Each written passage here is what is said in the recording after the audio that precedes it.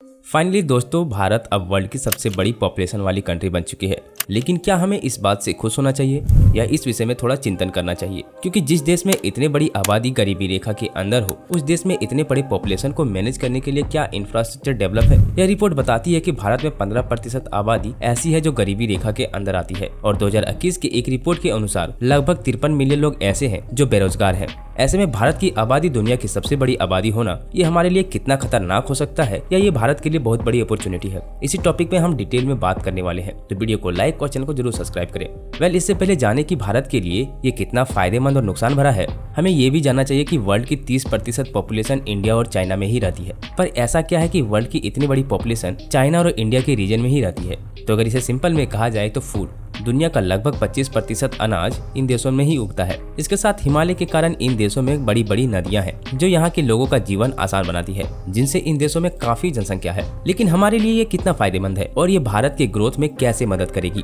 दोस्तों, देखा जाए तो भारत को इससे काफी फायदे मिलने वाले हैं। यूएन की एक रिपोर्ट के अनुसार भारत की अधिकतर आबादी युवा वर्ग की होगी, जिसमें 0 से 25 वर्ष के आयु तक की 42%, वहीं 25 से 64 वर्ष की आयु के 50% होंगे और सबसे कम 65 वर्ष के आयु के होंगे।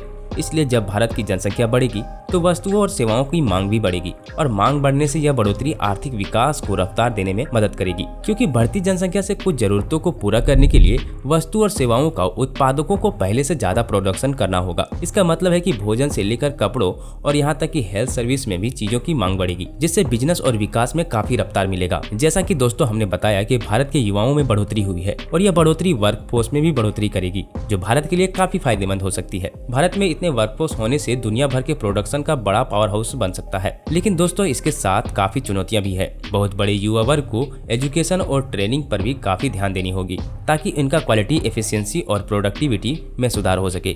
लेकिन दिलचस्प बात यह है कि बड़े पैमाने में वर्कफोर्स की ट्रेनिंग का काम भी अपने आप में ग्रोथ और रोजगार का बड़ा मौका दे सकता है। दोस्तों, जैसा कि हमने बताया कि भारत के लिए ये आबादी बहुत अच्छी है और कहीं न कहीं इनकी चुनौतियां भी हैं। तो आइए जानते हैं इनकी चुनौतियां क्या हो सकती है। बढ़ती आबादी की वजह से अर्थव्यवस्था को कुछ बड़ी बड़ी चुनौतियों का सामना करना पड़ सकता है, क्योंकि इतनी बड़ी आबादी को संसाधनों का दबाव हो सकता है। इससे खाद्य सुरक्षा, पानी उपलब्धता और पर्यावरण के मोर्चे पर दिक्कतें काफी बड़ी हो सकती है। संसाधनों की जरूरतों को पूरा करने के लिए भारत को परिवहन, स्वास्थ्य सेवा और शिक्षा, आवास जैसे बुनियादी ढांचे पर बड़े पैमाने में निवेश करना होगा।